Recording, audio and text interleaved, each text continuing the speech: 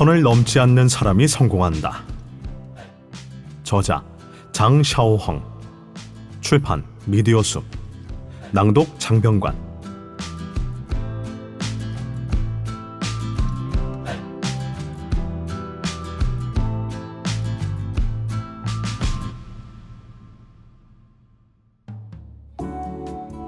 챕터 1. 선을 넘지 않으려면 말조심부터.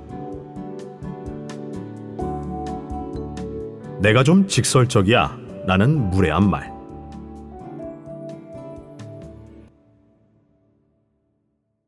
내가 좀 직설적이야 라고 누군가 말하면 막 식은땀이 나기 시작한다. 분명 그 다음엔 매우 귀에 거슬리는 말이 나오기 때문이다. 예를 들면, 너 요새 살쪘지? 왜 아직 결혼 안 했니? 애인이랑 어떻게 지내? 등등의 신경에 거슬리는 말들이 쏟아져 나온다. 흔히들 단순하고 거리낌 없는 말을 요즘 말로 사이다 발언이라고 한다. 하지만 이런 사람은 처음에는 솔직해서 재미있다는 이유로 환영을 받지만 시간이 지날수록 기피 대상이 된다.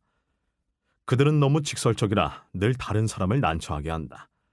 자신의 모습대로 사는 것과 무례함은 한 끗 차이다. 당신이 계속 직설적이기만 한다면 상대방에게 마음의 상처를 줄 것이다. 아이를 출산한 지인의 집에 놀러가서 아이가 누구를 닮았는지 모르겠다며 상처 주는 말을 하고도 밤이 넘어가는가? 동료가 SNS에 셀카를 올렸는데 굳이 찾아가 앱으로 찍은 거지? 어쩐지 너 같지 않더라 라고 말할 것인가? 그랬다가 사람들에게 차단당하지 않으면 다행이다. 마음그릇이 작으면 자신만 담을 수 있고 다른 사람은 품을 수 없다. 그러면서 다른 사람이 당신을 품어주기를 기대하지 마라. 이것이 바로 등가교환 법칙이다. 분수를 아는 사람은 사실을 말할지라도 정도의 선을 지킨다. 그들은 항상 사실을 알아도 함부로 말하지 않고 완곡하게 표현하며 다른 사람의 자존심을 배려한다. 진실을 말하고 싶다면 완곡하게 선택적으로 말해야 한다. 굳이 드러내지 않아도 될 잘못은 함부로 말하지 마라. 불교와 힌두교에는 제자에게 소중히 간직해 두었던 비밀을 물려주는 전통이 있다. 바로 말문을 여는 세 개의 문이다. 말하기 전에 먼저 자신에게 이것이 진짜인가? 이것은 선의에서 나오는 것인가? 과연 필요한 일인가? 라고 3번 물어보는 것이다. 말은 비수나 날카로운 칼이 되어 다른 사람의 마음을 깊이 찌를 수 있다. 입을 열기 전에 이 3가지를 자신에게 물어보라. 그러면 적어도 뭔가 어긋난다는 것을 알아차렸을 때 즉시 자신의 입을 다물 수 있을 것이다. 완곡하게 거절하는 예술.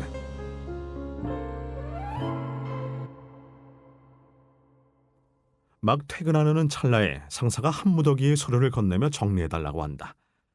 아직 일이 끝나지 않았는데 사장이 또 새로운 업무를 건네준다. 주말에 쉬고 싶은데 친구가 쇼핑을 같이 가자고 한다. 하고 싶지 않은 일을 거절하면서도 어떻게 상대의 감정을 상하지 않게 할 수 있을까? 거절할 일이 있을 때 강하고 딱딱한 어조로 말하면 상대방을 난감하게 할 수 있다. 나중에 그 사람에게 부탁할 일이 없으리라는 보장도 없다. 말을 부드럽게 실수 없이 한다면 비록 거절하는 내용이라고 하더라도 상대방은 차분하게 받아들일 것이다. 완곡하게 말하면서 앞으로 있을지 모를 기회의 문틈을 열어두는 것이다. 분수를 아는 사람들은 거절의 예술을 잘 알고 있다. 바로 이런 기술이다.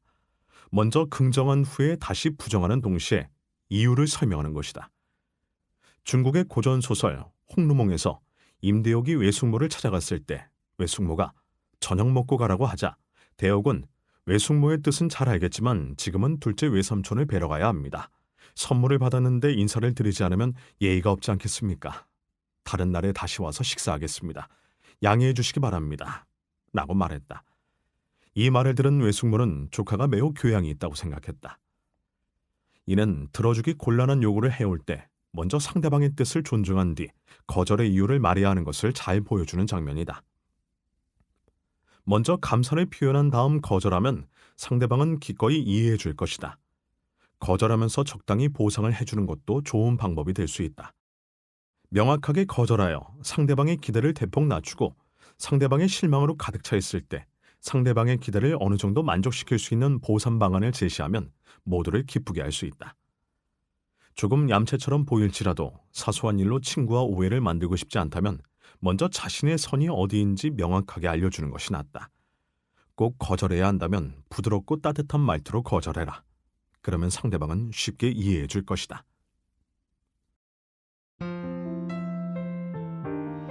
한마디면 충분하다.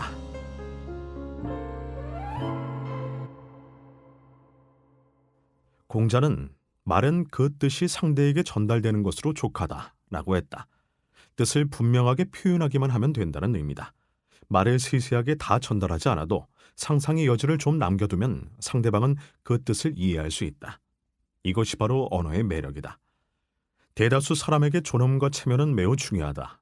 따라서 듣기 싫은 말을 할 때면 그것들을 예쁘게 포장하고 간단하게 말해야 한다. 누군가를 꾸짖을 때도 간결하게 말해야 한다.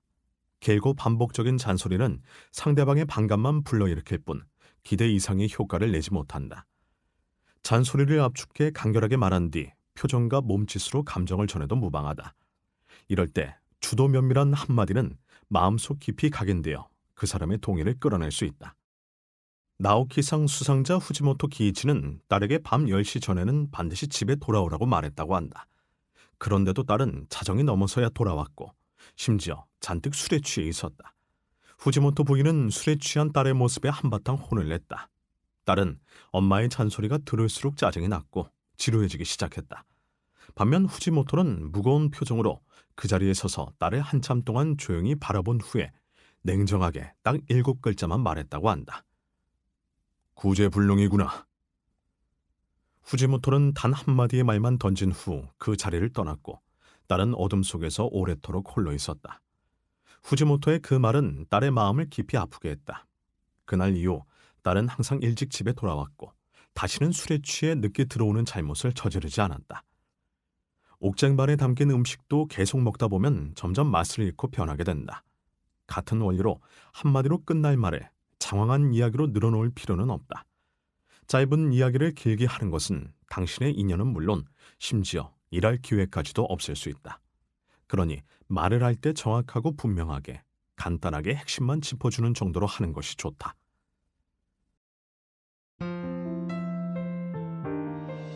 부드럽게 비판하는 법.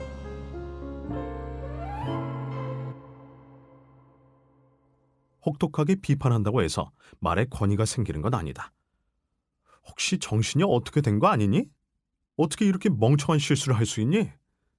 이런 비판은 너무 가혹해서 예의에 어긋날 뿐만 아니라 역효과마저 초래한다. 중국의 저명한 교육가인 도행질은 비판할 때는 방법이 중요하다. 비판은 하나의 예술이며 그것을 잘 사용한다면 칭찬보다 더 유용하다 라고 말했다. 비판은 단순히 가시돋친 말을 하거나 감정을 발산하는 것을 의미하지 않는다. 비판의 핵심은 소통하고 인도하고 함께 발전하게 하는 데 있다. 부드러운 태도를 유지하고 도리에 맞게 비판을 하는데 어느 누가 받아들이지 않겠는가. 영국의 행동학자 포터는 사람들이 심한 비판을 받았을 때 보통 첫 장면만 기억할 뿐 나머지는 억울해하며 근거를 찾아서 당신의 비판에 반박하려 한다고 말했다. 당신이 진정으로 전하고 싶은 뜻은 제대로 듣지 못한다는 것이다. 이처럼 너무 신랄하게 비판할 경우 상대방과 감정적 대립만 일으킬 뿐이다. 당신의 신랄한 비판은 상대방의 자존심을 상하게 하고 상황을 악화시킬 가능성이 크다. 좋은 말이라고 해서 꼭 귀에 좋게 들리는 것은 아니다. 다만 분명하게 뜻을 밝히는 동시에 살짝 더 부드럽고 따뜻하게 말하면 목적을 달성할 수 있다. 예를 들면 당신은 암시하거나 애두르는 방식으로 상대방에게 그의 언행에 문제가 있음을 알려줄 수 있다. 때로 비판하기 전에 먼저 칭찬으로 워밍업을 하는 방법도 좋다. 마치 이발사가 손님의 수염을 깎기 전에 비눗물을 발라서 수염이 깎일 때의 고통을 느끼지 못하게 하는 것과 같다. 아프리카의 바벤바족은 오래된 독특한 비판의식을 유지하고 있다. 만약 누군가가 잘못을 저지르면 족장은 그에게 마을의 중앙에 서 있으라고 명령한다. 소식을 들은 부족 사람들은 잘못을 저지른 사람을 겹겹이 에워싼다. 그리고 비판 대신 칭찬이라는 비장의 무기를 통해 잘못을 저지른 일을 가르친다. 나이가 많은 사람부터 이야기를 시작한다. 노인들은 잘못을 저지른 사람이 일찍이 부족을 위해 애썼던 일을 처음부터 끝까지 진술한다. 이 이야기를 들은 당사자는 장점이 길어질수록 양볼은 빨갛게 상기되고 고개를 숙이며 쥐구멍이라도 들어가고 싶은 심정이 된다. 그 다음에는 중년, 젊은이, 어린아이의 순서로 진행된다. 말할 때도 규칙이 있다. 사실을 과장해서는 안 되며 다른 사람이 말했던 장점을 반복해서도 안 된다. 또 부드러운 어조로 얼굴에는 미소를 머금고 있어야 한다. 이것은 잘못한 사람에게 잘못을 명심하고 자신을 돌아보는 마음의 여정이나 다름없다. 빈정거리고 추궁하는 식의 비판은 체면을 중요시하는 사람에게 혹독한 고문과 같다. 비판에 설탕옷을 씌워 교묘한 암시와 감칠맛 나는 이야기 속에서 당신의 선한 의도를 깨닫게 하라. 그래야 당신의 말에 매력이 생긴다. 독단적인 말은 상처를 남긴다. 우리 삶에는 융통성 없이 문제를 바라보고 과격하게 주장하거나 독단적인 사람이 비일비재하다. 이들은 입만 열면 당연히, 분명히, 반드시라는 단어를 써가며 자신의 견해만이 옳다고 주장한다. 사실 이런 사람은 언제나 기세등등하지만 따져보면 그다지 실력이 출중하진 않다. 이렇게 자신의 분수를 알지 못한 채 우월감만 뽐내다 보면 반감과 혐오만 초래할 뿐이다. 이로 인해 인간관계의 폭은 갈수록 좁아지고 결국에는 홀로 남게 된다. 대화하는 과정에서 독단적으로 말하는 것은 일종의 독약과 같다. 정답이 없는 문제를 두고 왈가왈부하거나 상대에게 나의 뜻대로 행동해 주기를 요구하지 마라. 그렇지 않으면 다른 사람에게 남을 조종하려 하는 매몰찬 사람이라는 인상을 남기게 된다. 미국의 정치가 프랭클린은 공공장소에서 자신의 주장을 장황하게 늘어놓으며 큰소리치기를 좋아했다. 답이 없는 문제를 논할 때는 상대의 관점은 옳은 것이 없다고 폄하했다. 그의 말은 사람들에게 상처를 주었고 그의 담론을 듣고 싶어하는 사람들은 줄어들었다. 어느 날 프랭클린은 사람들이 자신을 피한다는 것을 깨달았다. 그는 자신의 말하는 방식에 문제가 있다는 것을 알게 되었다. 그 이후로 프랭클린은 자신의 의견을 전부 의문과 의논의 어조로 바꾸었다. 그의 어투는 더 이상 날카롭지 않았고 모두에게 반드시 그의 관점을 받아들이라고 강요하지 않았다. 이후로 사람들은 차분하게 그의 말을 받아들일 수 있게 되었다. 말투를 바꿈으로써 프랭클린은 정치계에서 승승장구할 수 있었다. 자신이 직접 경험하지 않았거나 인과관계를 잘 모르거나 의문점이 있는 문제에 대한 견해를 발표할 때는 적절한 단어를 선택하고 정확하게 분수를 지키며 말을 해야 한다. 무엇보다 항상, 절대, 전부 같은 단어를 사용하지 않는 것이 좋다. 대신 조금, 어떨 때, 부분적으로 등의 단어를 쓰거나 제 개인적인 생각인데요. 틀릴 수도 있습니다. 제 입장은 이렇습니다. 등의 문장을 사용하라. 다른 사람에게 의견을 제시할 때도 편파적이거나 독단적이면 안 된다. 일반적으로 사람들은 반대 의견을 들었을 때 대부분 더 많이 들어보고 살펴본 뒤에 판단하려고 한다. 절대 말을 단호하게 해서 다른 사람의 생각할 여지를 빼앗으면 안 된다. 말하는 것이 과격하고 독단적이며 상대방의 기분은 아랑곳하지 않고 직언으로 권고하는 것은 의심할 여지 없이 분수를 알지 못하는 행동이다. 분수를 알면 알수록 아는 것이 많을수록 더욱 말을 조심하게 된다. 다른 사람에게 의견을 제시하거나 평가할 때는 부드럽고 함축적이며 겸손하고 절제된 표현을 사용해야 한다.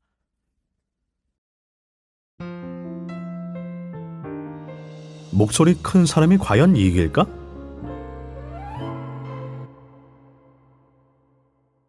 토론 프로그램을 보면 토론자들이 시청자의 지지를 얻기 위해 큰 소리를 내면서 빠르게 열변을 토하는 것을 관찰할 수 있다. 하지만 사실 유능한 토론자는 긴 말을 하지 않는다. 간단 명료한 말로 상대 토론자의 모든 이치를 반격하고 장황한 논설을 무색하게 만들 뿐이다. 이것은 큰 소리로 길게 말한다고 설득력이 생기는 것이 아님을 알려준다. 일상에서는 어떨까? 쌍방의 감정이 격해질 때 자신도 모르게 언성을 높여 상대방을 강하게 누르려고 한다. 그러나 분수를 아는 사람은 말의 힘이 그 내용이 진리인지에 달려있지 목소리 크기에 있지 않다는 것을 안다. 물론 목소리를 높이는 것은 확실히 자신의 입장을 표현하고 말에 힘을 더하는 데 도움이 된다. 하지만 우리가 추구해야 하는 것은 자신의 생각을 더 잘 표현하는 것이지 상대방을 압도하는 것이 아니다. 사람들은 감정이 격해질 때 이성을 잃기 쉬워서 주어 담을 수 없는 말을 내뱉고 만다. 듣는 사람의 관점에서 보면 타인의 날카로운 목소리는 소음일 뿐 그 속에 담긴 이치는 자세히 경청해서 듣기가 어렵다. 그러니 말을 할 때는 반드시 평온한 태도를 유지해야 한다. 말의 속도는 적당해야 하며 목소리를 높여야 할 때는 높이고 낮출 때는 낮춰야 하고 모든 것이 적절해야 한다. 인생을 어떤 태도로 살아야 하는가라는 주제로 A와 B가 토론을 했다. 토론 중에 A는 다급해져서 큰 소리로 말했다. 사람은 마땅히 자연의 이치를 따라야 합니다. B는 그의 생각에 동의하지 않았다. B는 천천히 이렇게 말했다. 만약 제가 정말로 자연의 이치를 따라간다면 먹고 싶은 음식을 배불리 먹고 다 먹은 뒤에는 소파에 누워 오후 내내 잠을 자고 일어난 뒤에 다시 먹고 나서 또 잘 것입니다. 만약 아무것도 쟁취하려 하지 않는다면 그냥 이렇게 살게 되겠죠. 그의 말은 부드러웠지만 호소력이 있었다. 온화한 모습으로 이치에 맞는 말로 자신의 입장을 빈틈없이 견지하는 것이 사방에서 큰 소리로 소란을 피우는 것보다 훨씬 유용하다. 아무리 상대방과 의견이 달라 다툰다 해도 큰 목소리로 억누르면 안 된다. 자신의 생각이 일리가 있다면 다른 사람의 힐난은 두렵지 않다. 목소리 큰 게 무슨 의미가 있는가? 상대방은 당신이 큰 목소리로 자신 없는 마음을 감추고 있다고 생각할 것이다. 싸움의 승패는 이치에 따라 결정된다. 당신이 크게 소리칠수록 상대방은 당신의 분노나 격한 흥분만 느낄 뿐이다. 당신의 과격한 감정은 상대방으로 하여금 자신을 보호하게 만들 뿐 당신이 도대체 무엇을 말하려고 하는지 생각해볼 여지를 없앤다. 감정이 격앙되어 있을 때일수록 예의로 다투고 이치로 토론해야 한다. 솔직하게 말하면서 침착하게 자신의 입장을 주장하고 이치를 설명하면 상대방을 설득시키는데 더욱 유리하다.